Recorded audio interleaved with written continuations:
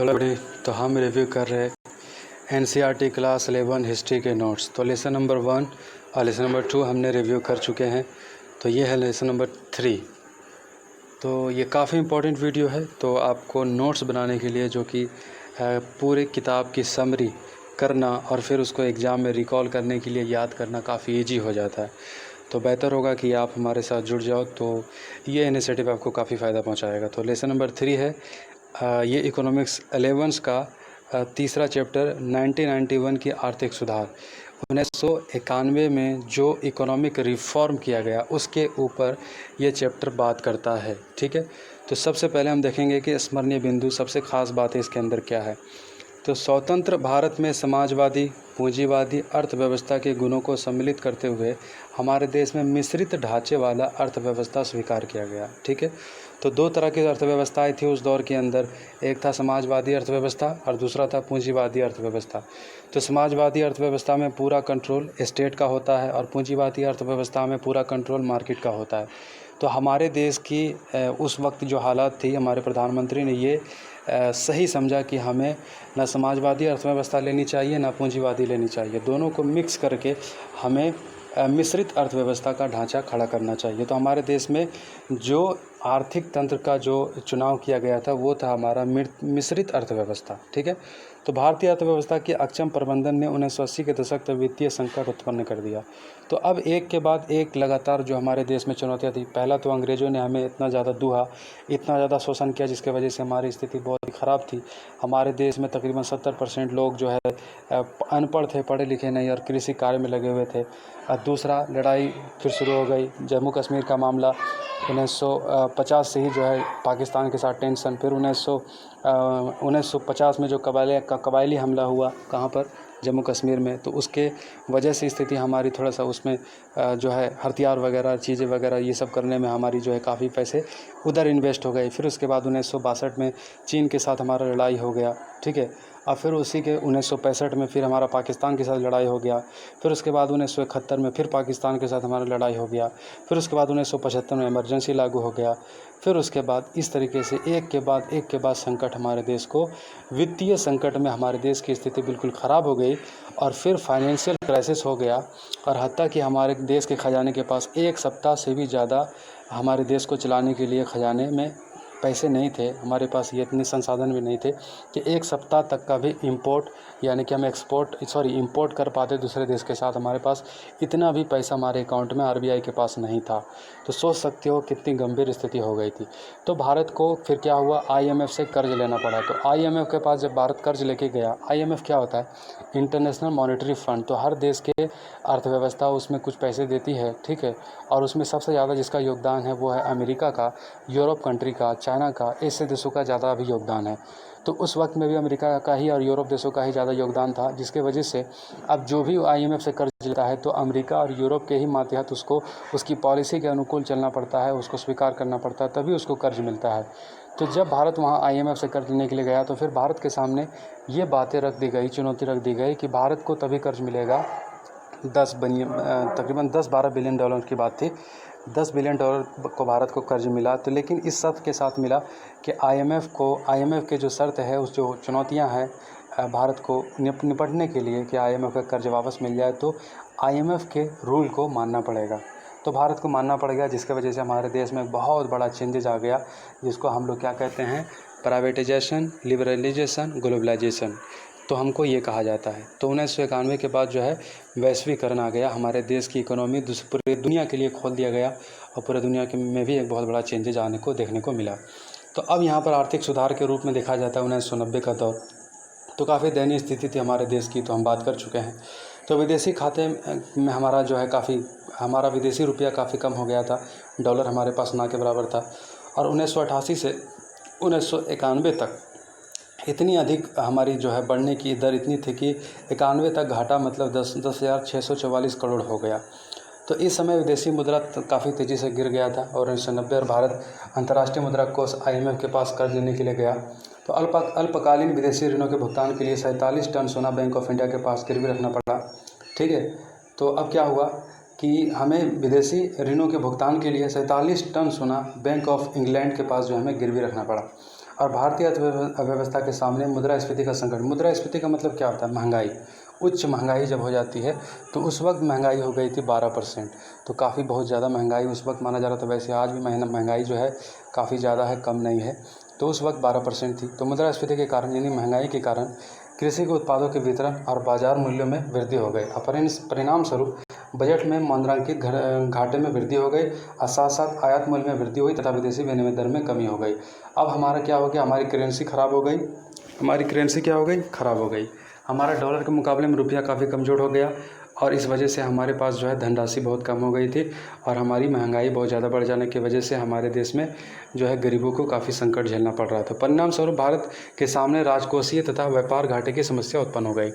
तो भारत के सामने केवल 2 विकल्प बचे हुए थे कि IMF से कर्ज लो और उसके शर्तों को मान लो, और दूसरा या फिर इस फाइनेंशियल क्राइसिस से किसी तरह उबरने की कोशिश करो।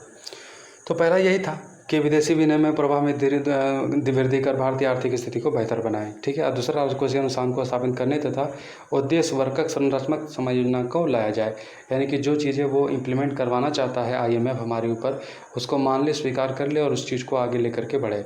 तो आर्थिक सुधार की मुख्य विशेषताएं क्या थी? तो अर्थव्यवस्था की समस्या के समाधान के लिए भारत सरकार ने बहुत सारे आर्थिक सुधार किए। तो वो आर्थिक सुधार निम्नलिखित है। पहला, सरकार की औद्योगिक नीति का उदारीकरण, यानी कि अब सरकार किसी बाहर के विदेशी देश के लोगों को भी हमारे देश में कारखाने खोलने की अनुमति प्रदान करेगा। उदारीकरण, ठीक है, पहली बात, बहुत बड़ा चेंज था ये। दूसरा था उद्योगों की निजीकरण द्वारा विदेशी निवेशकों को प्रोत्साहन। अगर कोई हमारे देश की किसी कंपनी में कोई विदेशी आदमी इन्वेस्ट करना चाहता है तो उसको प्रोत्साहन दिया जाएगा, उसको निवेश करने की अनुमति दी जाएगी। दूसरा बात। तीसरा बात, उदारीकरण के अंग के रूप में लाइसेंस को ख़त्म करना, मतलब जो लाइसेंस लेना पड़ता था किसी भी उद्योग को खोलने के लिए, पहला ही चैप्टर दूसरा चैप्टर में हमने पढ़ा था, तो ये लाइसेंस प्रथा को ख़त्म कर दिया गया। चौथी बात, ये आयात और निर्यात नीति को उदार बनाते हुए आयात और निर्यात वस्तुओं पर आयात शुल्क में कमी, यानी कि अब जो दूसरे देश से हमारे देश में जो माल आएगी उसके ऊपर टैक्स बहुत कम लगाएंगे, इतना लगाएंगे जिससे कि उसकी जान बची रहे और औद्योगिक विकास हो, इतना ही टैक्स लगाना है। माल का आयात तुलनात्मक रूप से आसान होगा ताकि आदान प्रदान करने में जो है आसानी हो जाए। पांचवी बात था डॉलर के मूल्य के रूप में घरेलू मुद्रा का अवमूल्यन करना, यानी कि डॉलर के मूल्य के रूप में घरेलू मुद्रा का क्या करना है? अवमूल्यन करना है। अब छठी बात थी कि देश के आर्थिक सुधार में संरचनात्मक समायोजन के लिए अंतर्राष्ट्रीय मुद्रा कोष तथा विश्व बैंक से बहुत अधिक विदेशी ऋण प्राप्त किया गया। तो इस वजह से हमारे देश को फिर काफ़ी ज़्यादा पैसा अंतर्राष्ट्रीय मुद्रा कोष से जो है प्राप्त हुई और राष्ट्र के बैंकिंग प्रणाली और कर संरचना में सुधार, जैसे कि हमारी जो कि सिस्टम्स है, इंस्टीट्यूशन में काफ़ी सारी त्रुटियां हैं, करप्शन है और काफ़ी चीज़ें हैं जिसके वजह से काफ़ी लोचा होता था, तो उसमें भी सुधार करने की बात थी। आठवीं बात थी सरकार द्वारा निवेश में कमी करते हुए बाजार अर्थव्यवस्था को स्थापित करना। तो सरकार को कम से कम मार्केट में इंटरफेयर करना है और अपने को उससे जो है थोड़ा सा शक्ति को कम करना है। तो अब उदारीकरण, निजीकरण, वैश्वीकरण, LPG इसको कहा जाता है, लिबरलाइजेशन, प्राइवेटाइजेशन, ग्लोबलाइजेशन। तो आर्थिक सुधार के नए मॉडल को LPG मॉडल भी कहा जाता है और इस मॉडल का प्राथमिक उद्देश्य भारतीय अर्थव्यवस्था की विश्व की बड़ी अर्थव्यवस्थाओं के समक्ष तीव्रतर विकास की अर्थव्यवस्था के रूप में स्थापित करना था। उदारीकरण क्या हुआ? 24 जुलाई 1991 से फिर हमारी इसकी चीज़ें शुरू हो गई। तो उसमें क्या आता है? उदारीकरण से तात्पर्य सामाजिक, राजनीतिक, आर्थिक नीतियों में लगाए गए सरकारी नियंत्रण में कमी, ठीक है। तो 24 जुलाई 1991 में वित्तीय सुधारों के लिए आर्थिक उदारीकरण की प्रक्रिया शुरू हो गई। उदारीकरण मतलब ये हो गया कि मतलब ढील देना, मतलब सारे चीज़ों को दुनिया भर के कंपनियों को आने की अनुमति प्रदान करना और अपने यहाँ से भी दूसरे देश में जाकर के कंपनियाँ खोलने की अनुमति प्रदान करना, बाहर से आने वाले माल पर टैक्स कम लगाना और ये सब चीज़ें मतलब छूट देना हर चीज़ में, मतलब जो है टैक्स रेजिम जो बढ़ा हुआ है, किसी व्यक्ति को कारखाना खोलने के लिए टैक्स लेना पड़ता है, अनुमति लेना पड़ता है, लाइसेंस लेना पड़ता है, तो ये सब चीज़ में ढील हो गया। तो उदारीकरण कहते हैं। निजीकरण यह हो गया कि किसी विशेष व्यक्ति को कोई उद्योग लगाने के लिए स्वामित्व प्रदान किया जाने लगा और उसको पूरा अधिकार दिया गया, चाहे विदेशी हो चाहे हमारे देश का नागरिक हो। वैश्वीकरण क्या हो गया कि पूरे दुनिया के देशों के साथ जुड़ गए, कोई बाउंड्री नहीं रही कि कोई भी व्यक्ति किसी भी देश में जाकर के आयात निर्यात कर सकता है टैक्स दे करके और उस नियम कानून के तहत। तो भारत में LPG की नीति के मुख्य बिंदु इस तरीके से है। विदेशी तकनीक समझौता हुआ, MRTPT एक्ट 1969, विदेशी निवेश औद्योगिक लाइसेंस विनियमन, ठीक है, निजीकरण, निवेश का प्रारंभ, समुद्री पारीय व्यापार के अवसर, मुद्रास्फीति नियमन, कर सुधार हुआ, वित्तीय क्षेत्र में सुधार हुआ, बैंकिंग सुधार हुआ, लाइसेंस और परमिट राज की समाप्ति हो गई। तो मूल्यांकन इसका क्या है? उदारीकरण, निजीकरण, वैश्वीकरण अवधारणा एक दूसरे से जुड़ी हुई है और इनके अर्थव्यवस्था पर सकारात्मक और नकारात्मक दोनों प्रभाव देखते हैं। मतलब उदारीकरण, निजीकरण, वैश्वीकरण से हमें लाभ भी हुआ है और नुकसान भी हुआ है, लेकिन लाभ ज़्यादा हुआ है, नुकसान कम हुआ है। तो कुछ अर्थशास्त्रियों का मानना है कि वैश्वीकरण अर्थव्यवस्था के लिए नया अवसर उपलब्ध कराया है, जबकि बेहतर तकनीक और उत्पादन की क्षमता में वृद्धि किया है, नए बाजार के रास्ते खोले हैं। जबकि दूसरों का मानना है कि यह विकासशील देशों के घरेलू उद्योगों को संरक्षण नहीं प्रदान करना है। भारतीय संदर्भ में देखने पर हम पाते हैं कि वैश्वीकरण ने जीवन निर्वाह के सुधारों के लिए बेहतर किया तथा मनोरंजन, संचार में भी, परिवहन इत्यादि में रोजगार के लिए अवसर प्रदान किया है। तो सकारात्मक और नकारात्मक यहाँ पर कुछ निगेटिव्स और पॉजिटिव पॉइंट्स लिखे हुए हैं उदारीकरण, वैश्वीकरण, निजीकरण के बारे में। तो काफ़ी इंपॉर्टेंट हो जाता है, इस पॉइंट को आप लिखो, नोट करो। तो इसी के साथ ही चैप्टर समाप्त हो जाता है। तो इसको आप पढ़ लो, मैं पढ़ के बताता हूँ। सकारात्मक क्या इसका रहा? उच्च आर्थिक समृद्धि रहा, ठीक है। सेकंड, कृषि के प्रभावहीनता रही, मतलब कृषि का भूमिका घट गया। दूसरा इसका सकारात्मक प्रभाव आता है, विदेशी निवेश में वृद्धि हो गई। तो दूसरा ये हो गया नकारात्मक प्रभाव, रोजगार विहीन आर्थिक समृद्धि हो गई। और तीसरा फायदा ये रहा सकारात्मक, विदेशी मुद्रा के भंडार में वृद्धि हो गई। और नकारात्मक में आता है कि आय के वितरण में असमानता आ गई। चौथा ये रहा नियंत्रण मुद्रास्फीति, मतलब महंगाई जो है लिमिटेड हो गई। और चौथा नकारात्मक है कि लाभोन्मुखी समाज, यानी कि एक ही व्यक्ति के पास लाभ ज़्यादा होने लगा। पाँचवा बात है कि निराश संरचना में परिवर्तन आया, और इसका नकारात्मक है निजीकरण पर नकारात्मक प्रभाव पड़ा, यानी किसी व्यक्ति विशेष के बिजनेस में काफ़ी नकारात्मक प्रभाव पड़ा। छठी बात की जाती है कि निर्यात की दशा में परिवर्तन आया, तो नकारात्मक बात की जाती है संसाधनों का अतिशय दोहन हो गया। आठवीं बात की जाती है उपभोक्ता की समरूपता में स्थापित हो गई, और की जाती है नहीं सॉरी सातवीं बात तो पर्यावरण अपचय, यानी कि हमारे पर्यावरण के काफ़ी नुकसान हुआ उदारीकरण, निजीकरण, वैश्वीकरण की वजह से। तो ये तीसरा चैप्टर था। आई होप कि आपको ये पसंद आया होगा। ये नोट्स आप बेहतरीन तरीके से आप चाहे तो इसको अपना नोटबुक में लिख करके आपको नोट्स के रूप में आप बना सकते हो। वैसे आपके मेमोरी के ऊपर मैं छोड़ता हूँ, आपकी कैपेसिटी क्या है, तो उस हिसाब से अपना नोट्स बना लो। Okay, thank you. Next video में मिलेंगे।